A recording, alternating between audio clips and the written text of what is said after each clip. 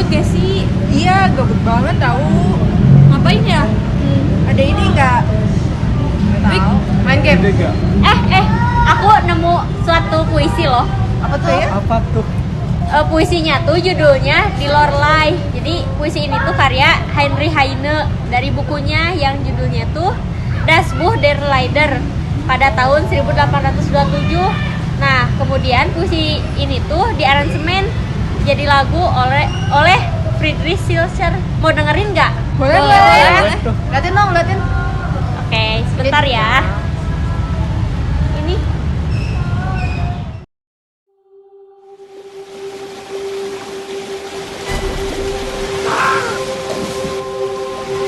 Hallo, je bent er! Je bent er terug.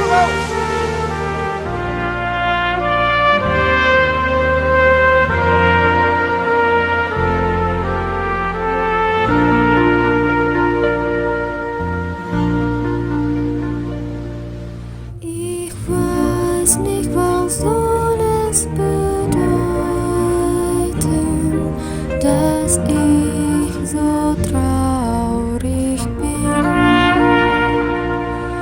Ein Märchen aus uralten Zeiten, das kommt mir nicht aus dem Sinn. Die Luft ist so cool und es fließt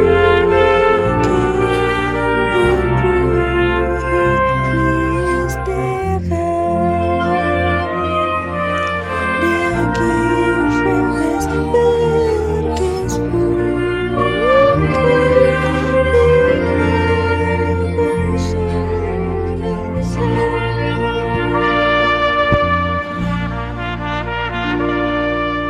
Die schönste Jungfrau sitzt dort oben wunderbar. Ihr goldenes Geschmeide blitzet, sie kämmt ihr goldenes Haar. Ich kämm es mit goldenen Kammern und sing ein Lied dabei. Das hat eine wundersame, gewaltige Melodie.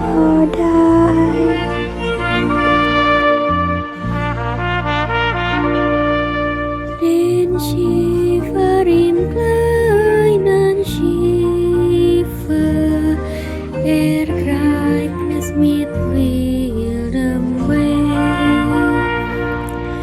Er schaut nicht die Felsenriffe,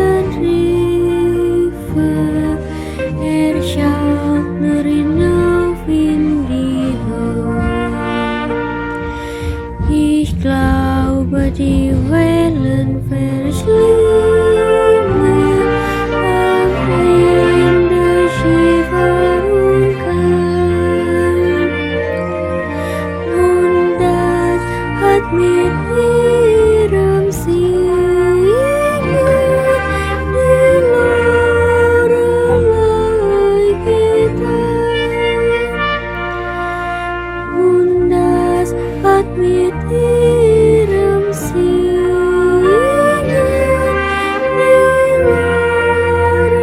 Lorelei getan.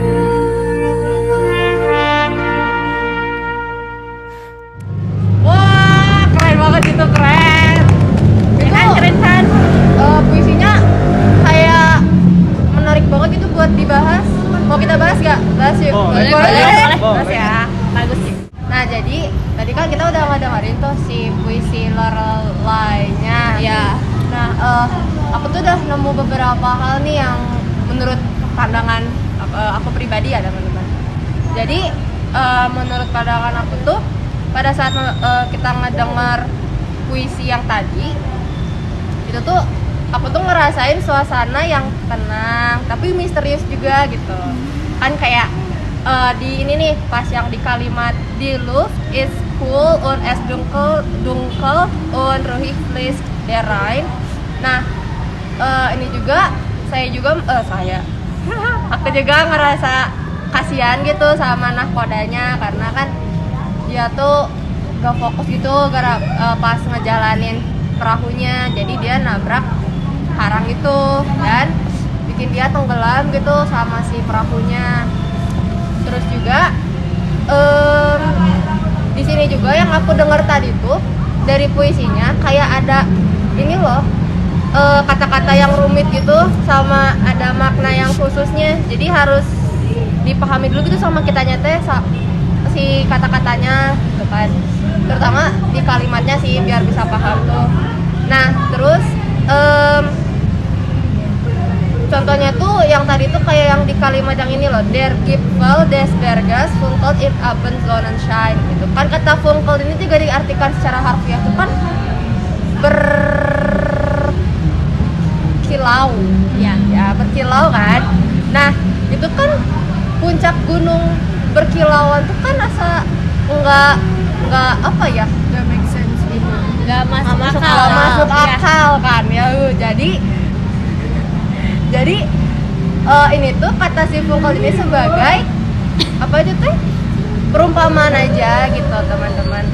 Nah jadi ini juga kayak masuk ke ini loh ciri-ciri teks sastra gitu, karena kan ciri-cirinya tuh memiliki kata-kata yang sulit dan tidak biasa, terus juga struktur kalimat dan ungkapan yang rumit, terus juga menggunakan ungkapan bahasa keindahan.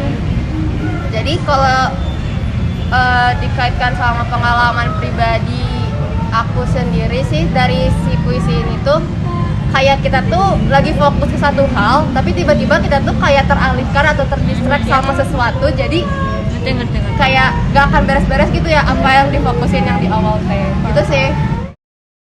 Oke, jadi kalau dari pandangan teman-teman yang lain gimana? Aku punya pandangan sendiri juga. Jadi menurut pandangan aku mah ya, dari puisi ini tuh punya kesan puisinya bagus menurut aku. Cuman ada kesan sedih banget gitu loh dari si puisi ini. Terutama dari bagian yang Ersau nih di Velsenrive. Ich glaube die Wellen verslingen am Ende Schiffer unkan. Di situ aku tuh ngebayangin gimana paniknya si nahkoda itu waktu ngendarain kapalnya.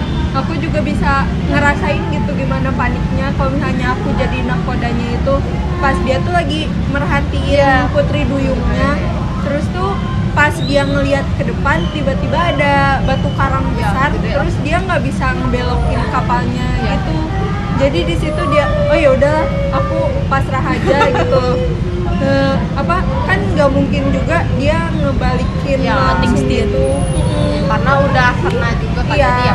Jadi ya udah akhirnya itu kan tenggelam gitu. Ngebayangin nggak sih gimana sedihnya dia, yang dianya tuh mau pergi ke suatu tempat tapi akhirnya dia harus tenggelam gitu. Menjemput ajal gak sih? Iya, gara-gara melihat si putri duyung itu. Iya. Terus menurut pandangan aku juga yang nyebutin kalau si Lorelai ini tuh memiliki rambut emas gitu. Menurut aku itu enggak, itu tuh bukan maksudnya emas beneran. Cuman warna rambut dia itu pirang, cuman gara-gara kesorot sama matahari, cahaya senja gitu, jadi kelihatannya tuh kayak warna emas gitu loh. Terus dari puisi ini juga aku tuh keinget sama pengalaman aku sendiri waktu aku tuh lagi jalan-jalan di daerah Braga.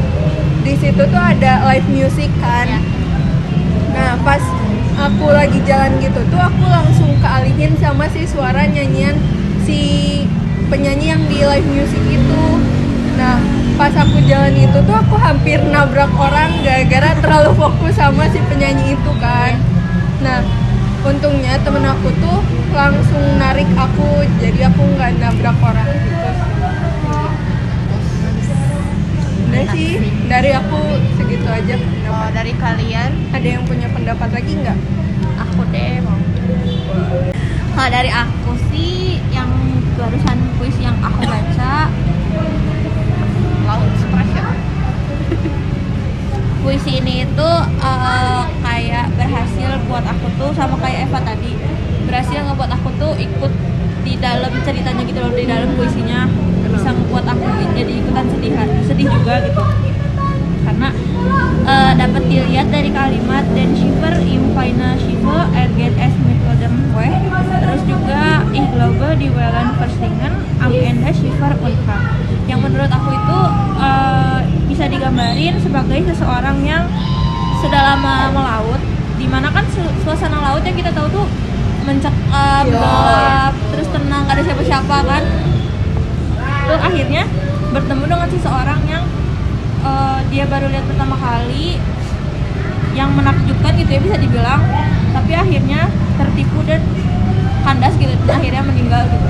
Karena kan maksudnya lagi ngerasa kayak dia nggak ketemu siapa-siapa selain seseorang yang ada di kapal, terus kayak tiba-tiba ketemu sama satu sosok yang parasnya cantik, terus juga nyanyiannya suaranya bagus, tapi waktu dia lagi kayak nikmatin itu ya akhirnya karena nggak fokus jadi kapalnya kandas kayak gitu. Kalau dari aku kayak gitu. Mungkin dari Ika Said. Dari aku dulu deh, mungkin buat memahami puisi itu tuh kita pertamanya harus membaca dulu puisi tentunya kan, karena kita harus memahami makna dari puisinya. Sebagaimana yang kita tahu itu puisi merupakan salah satu teks sastra yang memiliki kata-kata sulit. Seperti dalam puisi itu aku menemukan lirik gitu, ich glaube die Wellen Verstingen, yang memiliki arti aku yakin sang ombak menelan. Nah, kata sang ombak menelan itu tidak lazim karena kan biasanya kata menelan itu memasukkan sesuatu makanan atau minuman ke dalam mulut. Nah, sedangkan ombak itu tidak memiliki mulut gitu ya. Terus kita itu harus mencari hubungannya dengan kata-kata lain yang memiliki arti yang sama gitu. Mungkin dalam bahasa Indonesia itu aku nemunya sama dengan arti yang tergulung ombak gitu kan. Nah, terus untuk menggambarkan puisi ini tuh jujur agak sulit ya, soalnya karena aku tuh baru pertama kali mengenal puisi di Lorelei ini, yang mana ini tuh merupakan salah satu legenda Jerman gitu yang belum pernah aku tahu gitu. Nah, untuk memahaminya jadi mencari padanan yang mirip. Nah, setelah saya cari tahu gitu di web, mungkin dari pandangan dari teman-teman semua, si di Lorelei ini tuh menceritakan seorang wanita yang duduk di atas batu Lorelei yang sedang menyisir rambutnya sambil bernyanyi sehingga memikat para pelayar, dan kemudian mereka menabrak batu dan tenggelam. Nah, mungkin kalau mencari padanan yang mirip itu di Indonesia tuh sama seperti legenda Nyi Roro Kidul kan, tapi bedanya itu kan kalau Nyi Roro Kidul tuh nggak bernyanyi gitu, jadi misalnya kayak ada yang ke pantai gitu pakai baju merah atau hijau. Nah, lalu yang memakai baju itu tuh seolah-olah seperti melihat Nyi Roro Kidul, lalu tidak sadar dia tuh berjalan ke tengah laut, lalu dia tuh hilang karena terseret ombak atau tenggelam gitu kan. Lalu mungkin dari sini juga berhubungan dengan teori fantasi des Leser yang sudah kita pelajari ya, karena ketika membaca karya sastra, pembaca akan berfantasi dengan pikirannya masing-masing, seperti pikiran aku, Novi, Eva, sama atau Said nanti itu pasti mempunyai pandangan yang beda mengenai puisi di Lorelei ini. Mungkin itu pendapat dari aku. Dari Said mungkin selanjutnya. Ya mungkin dari aku setelah lihat tadi puisi yang dilihatin tadi, dari aku sendiri di Lorelei ini sebenarnya mungkin agak terkenal, puisi yang terkenal di masyarakat Jerman, soalnya katanya yang udah pernah ke Jerman menurut mereka saat kita melewati Sungai Rhine itu, saat kita menaiki perahu, nah di situ kita bakal diperdengarkan atau diputarkan sebuah lagu Lorelai ini. Jadi kita dapat mendengar sekaligus tahu gitu bahwa kalau kita lewat situ tuh bakal diperdengarkan lagu itu. Nah, aku juga baca-baca sekilas tadi tentang puisi Lorelai ini, dan berdasarkan pandangan dari teman-teman gitu ya, aku dapat teori-teori yang menarik gitu buat buat dipaparkan menurut aku. Yang pertama itu tentang teori Binnendifferenzen yang udah kita pelajarin gitu. Nah, teori ini tuh suatu teks sastra akan berbeda dengan bahasa sehari-hari berdasarkan makna yang dipahami oleh masing-masing pembacanya. Nah, tadi kan kalian udah kayak mengutarakan pendapatnya kalian masing-masing gitu. Nah, di sini tuh masuk ke Binnendifferenzen. Nah, sebenarnya perkumpulan kita ini juga masuknya ke proses pemahaman teks sastra, yaitu di Lorelai ini. Soalnya kita kan kayak berdiskusi bersama, terus saling beradu argumentasi gitu. Nah, terus untuk puisinya sendiri di sini ada banyak teori yang bisa masuk ke puisi ini. Yang pertama ada tentang Formalische Realisation. Di sini itu pembaca akan memahami teks sastra, kan di sini di Lorelai ya, kita bahas di Lorelai. Teks sastra berdasarkan bentuknya. Nah, bentuknya di sini kan ini bentuknya puisi. Jadi si pembaca itu bakal memahami apa itu puisi, bentuk puisi seperti apa, dan unsur-unsur puisi itu ada apa saja. Nah, terus yang kedua itu ada Inhaltliche Realisation. Nah, kalau Inhaltliche ini tergantung ke isi puisinya sendiri. Kalau di Lorelai ini kan menceritakan tentang Putri Duyung yang cantik, terus dia bersenandung dan memikat para pelayar tadi. Ya, pelayar. Nah, jadi kalau di sini itu para pembacanya dapat menginterpretasikan bahwa si gadis cantik ini berada di atas batu dan menyanyikan sebuah lagu gitu. Nah, lalu habis dari situ ya mungkin untuk pemahaman puisi ini memang sulit gitu ya, soalnya kan kita harus kayak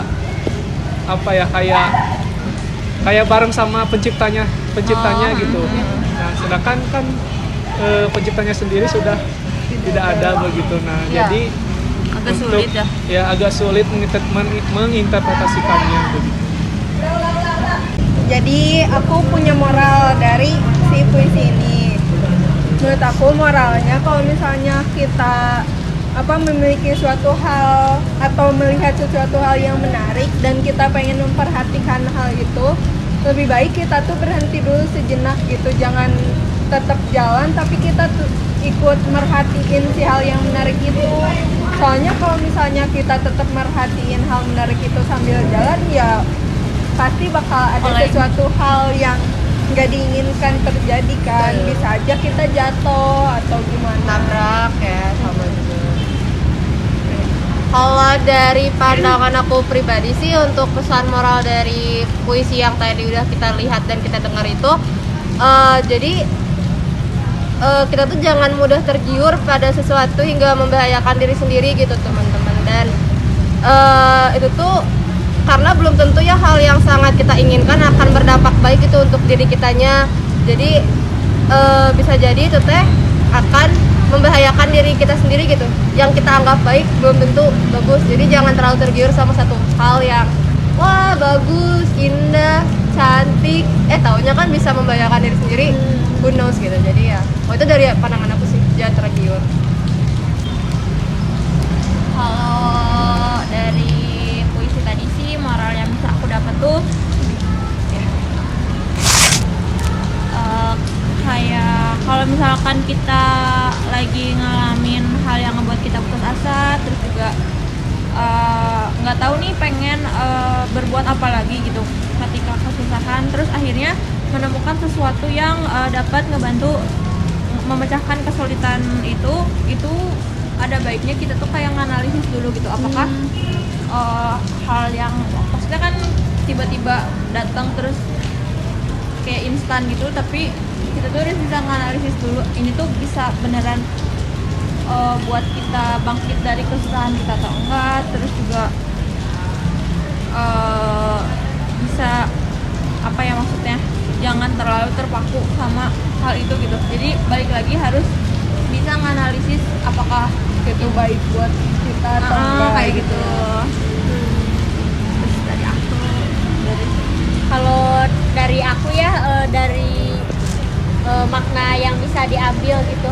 Bukan makna sih, jadi lebih ke pesan moral dari puisi di Lorelai ini tuh. Jadi kita itu jangan terfokus pada kemewahan duniawi kan, soalnya mungkin wanita dalam di Lorelai ini tuh bisa diumpamakan sebagai apa ya, jadi kemewahan dunia gitu. Jadi mungkin kalau dalam Islam tuh kita tuh jangan mengutamakan dunia gitu, karena tujuan utama kita itu di akhirat gitu. Ya, jadi gimana ya, lebih ke kita tuh jangan terfokus dengan kemewahan duniawi lah. Jadi kita harus fokus pada tujuan utama kita. Betul, benar. setuju. Mantap kan? Oke, langsung kalau dari aku mungkin pesan moral yang bisa diambil dari di Lorelai ini, dalam kehidupan ini berarti kita harus selalu hati-hati dan waspada. Nah, di Lorelai ini kan menggambarkan bahwa di depan itu ada batu karang. Nah, sedangkan si pelayar ini malah fokus ke wanita cantik yang sedang menyanyi. Nah, di sini itu pelajarannya, jika ada sesuatu yang sekiranya akan mengganggu kehidupan kita, maka bisa kita abaikan gitu. Jangan terlalu jangan terlalu terpengaruh sama sesuatu yang negatif itu. Nah, kita harus fokus ke depan, harus fokus mencapai tujuan kita, karena di depan itu yakin pasti ada keberhasilan yang akan didapat gitu. Kita harus abaikan hal-hal negatif yang ada di sekeliling kita untuk kita mencapai tujuan tersebut. Iya, betul. Iya benar. Wah, ternyata pandangan kita terhadap puisi ini beda-beda ya. Padahal puisinya tuh cuma satu, tapi ternyata pandangannya tuh banyak gitu. Iya, begitulah fantasi Deslessons. Betul. Iya. Mungkin next time, mungkin selanjutnya kita bisa Analisis puisi bareng lagi. Iya, terus ngobrolin puisi bareng soalnya Iya, seru banget. banget. Kita jadi nggak gabut kayak tadi nggak sih? Iya, tadi pada fokus sama urusannya masing-masing. Iya, Siapa soalnya- dulu yang nemuin puisinya? Kamu. Gak ada, kan yang bikinnya Henry Haine. Oh iya. Iya benar juga. Yaudah, kita bikin lagi nanti ya. Ya, Oke. udah sore juga nih. Kayaknya aku mau pulang. Dadah. Iya, kita mau